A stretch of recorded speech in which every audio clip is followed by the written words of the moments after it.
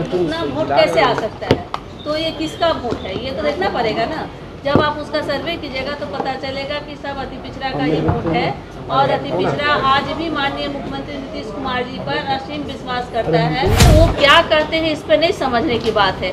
अगर ऐसी बात है तो वो पहले अपनी गिरेबान में सब लोग झांक करके देख ले, क्योंकि उनको यूपी सरकार को देना था, उन लोग को देना था, नहीं यहाँ से परमिट इशू हो रहा है। और जो लोग ऐसी बात करते हैं वो भ्रम फैला रहे हैं। ऐसे कुछ होने वाला नहीं, उससे कोई चीज होने जोने को नहीं है। वो झूठ अफवाह में उड़ रहे हैं, उससे कुछ नहीं होगा। आज भी माननीय मुख्यमंत्री जी पर अति पिछड़ा बहुत विश्वास करता है, उनके साथ है। देखिए कौन क्या बोलता है उस पर हम कोई कटाक्ष नहीं करेंगे, ये अभी कहने से नहीं होता है। आप उसको देखिए कि पहले जो लोग इस तरह की बात करते हैं उनको पहले बोलिए कि अपने आप को देखना। तो सवाल उठा रहे हैं उनसे पूछिए कि जो बोले कि हाँ ये अलग बात है, लेकिन आप देखिए वहाँ कितनी अधिक मात्रा में वोट आया है। वोट की क्वांटिटी को आप देखिए कि फिर उतना वोट कैसे आ सकता है? तो ये किसका वोट है ये तो देखना पड़ेगा ना। जब आप उसका सर्वे कीजिएगा तो पता चलेगा कि सब अति पिछड़ा का ये वोट है। और अति पिछड़ा आज भी माननीय मुख्यमंत्री नीतीश कुमार जी पर असीम विश्वास करता है। और जो लोग ऐसी बात करते हैं वो भ्रम फैला रहे हैं। ऐसे कुछ होने वाला नहीं, उससे कोई चीज होने जोने को नहीं है। वो झूठ अफवाह में उड़ रहे हैं, उससे कुछ नहीं होगा। आज भी माननीय मुख्यमंत्री जी पर अति पिछड़ा बहुत विश्वास करता है, उनके साथ है। लॉ एंड ऑर्डर पर आपको लगता है कि अब बिहार में स्थिति ठीक है, क्योंकि कई जगह पर आपराधिक घटनाएं हुई हैं, अपराधियों के दिल से लगता है कि पुलिस का डर अब निकल गया है? नहीं, ऐसा बात नहीं है। आप जो कह रहे हैं कि लॉ एंड ऑर्डर नहीं है, यहाँ रूल ऑफ लॉ है, कानून का राज है। और ना हमारे नेता न किसी को बचाते हैं न किसी को फंसाते हैं। आप देखिए अभी जो जस्ट वो बात हुआ है उसका क्लियरेंस हो गया क्या, और वो तुरंत ही पकड़ा भी गया है।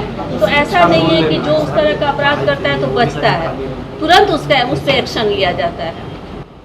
तेजस्वी यादव कह रहे हैं कि वो टायर्ड नेता और रिटायर्ड अधिकारी अब सिस्टम चला रहे हैं, इसलिए ये हाल हो रहा है। देखिए वो क्या करते हैं इस पर नहीं समझने की बात है। अगर ऐसी बात है तो वो पहले अपनी गिरेबान में सब लोग झांक करके देख ले। हमारे नेता शुरू से ही बिहार में जो पहले की स्थिति क्या है, हम लोग भी महिला हैं, हम लोग जो कहीं निकलते थे तो कितना भयावह स्थिति रहता था। किसी की बहू बेटी पति यहाँ तक जाता था ड्यूटी पर तो लोगों को लगता था कि क्या होगा, लेकिन अब तो ऐसी कोई बात नहीं है।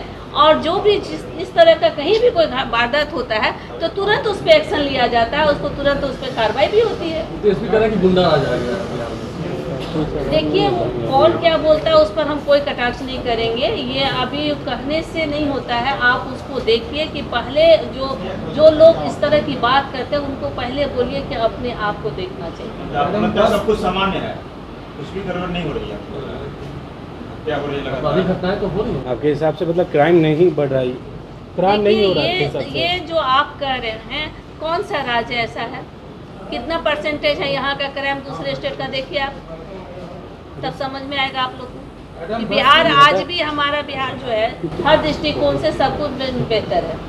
बस की दुर्घटना तो ऑथेंटिक कहाँ तक अपनी कार्रवाई हुई? जो बस की दुर्घटना हुई थी ये तो आपका बहुत पुराना सवाल है।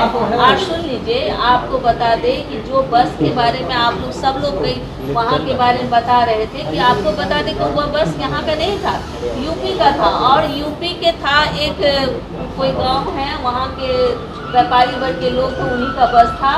और उनका सब चीज़ फेल था, प्रदूषण हुआ, परमिट हुआ, बीमा हुआ, सारा चीज उसका फेल था। जो कि उनको यूपी सरकार को देना था, उन लोग को देना था, नहीं यहाँ से परमिट इशू हो रहा है। मुआवजा यहाँ बिहार सरकार को नहीं देना? नहीं, बिहार सरकार को देना है या नहीं देना है आपने पढ़ा नहीं? पेपर में तो आया ही था कि मुख्यमंत्री जी ने कहा है कि सब लोगों को 2-2 लाख रुपए तक की राशि दी जाएगी।